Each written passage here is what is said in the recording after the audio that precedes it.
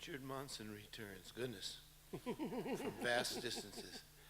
I'm very impressed and delighted at the turnout. This is a great showing for and support for OLLI. I tend to come here to see the freight quite a bit, and it's never this full, or rarely this full. But of course, they have to pay. A journey of 1,000 miles begins with a single step. Familiar phrase. Does a course lasting 1,000 minutes begin with a single question? Well, let me ask a few questions to start us thinking about the cosmos. Why did the Greeks call the planets planetes, their word for wanderers? In Shakespeare's All's Well That Ends Well, the heroine, Helen, talks about the retrograde movement of Mars. What was she talking about? I suspect some of you that know astrology will know what that refers to.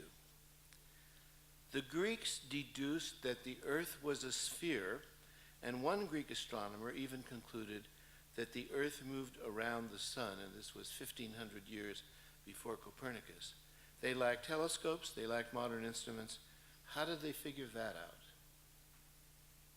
The moon sometimes appears unusually large, especially when it's full.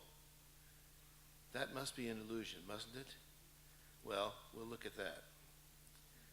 There are 7 visible moving bodies in the sky, and, interestingly enough, 7 days in a week. Is there a connection?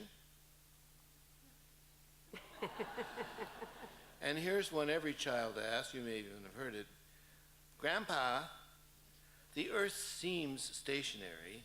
The sun and stars seem to move around us. How have we managed to conclude the reverse?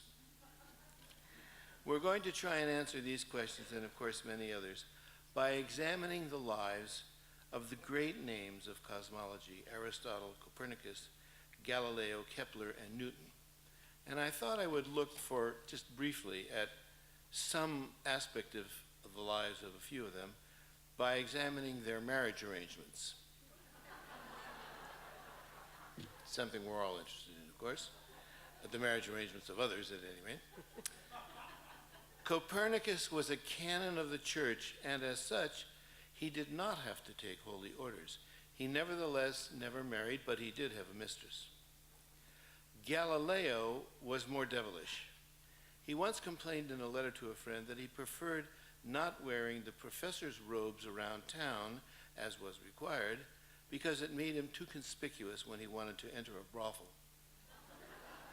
He never married, but he also had a mistress who bore him a son and 2 daughters, all of whom he acknowledged and provided for. And finally, the last name that I'll mention of this group, Newton, was a fellow at Trinity College, Cambridge. At that time, he was therefore forbidden to marry, and indeed, fornication was grounds for dismissal. He had no mistress and confessed on his deathbed that he was dying a virgin. What's the common thread here?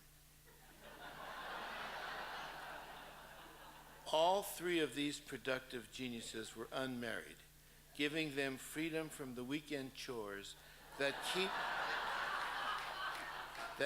us lesser folks from transforming the world.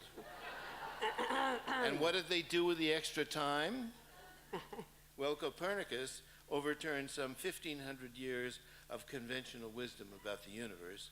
Galileo used a telescope to discover stars and planets never before seen by humankind. And Newton devised a rational planetary system that remained unchallenged for almost 500 years. Pretty good use of spare time. I invite you to join me in discovering this world. Richard, thank you. One little quick comment.